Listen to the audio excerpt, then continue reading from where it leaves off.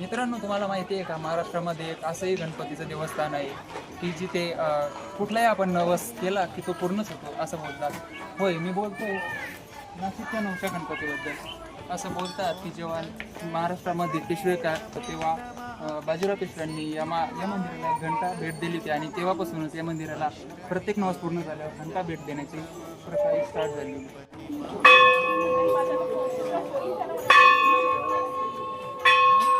तर तुम्ही बघू शकता, हीच ती घंटा आहे जी बाजीराव पेशव्यांनी या मंदिराला भेट म्हणून दिली होती त्यांचा नवस पूर्ण झाल्यावरती.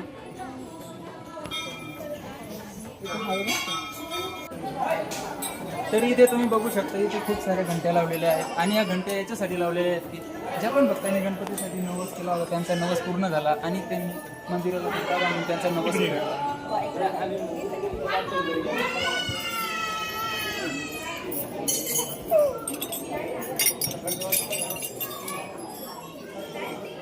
तर त्यानंतर तुम्ही पुढे आल्यावर तुम्हाला आजूबाजूला महाराष्ट्रातील अष्टविनायक गणपतींच्या मूर्त्या बघायला मिळतात.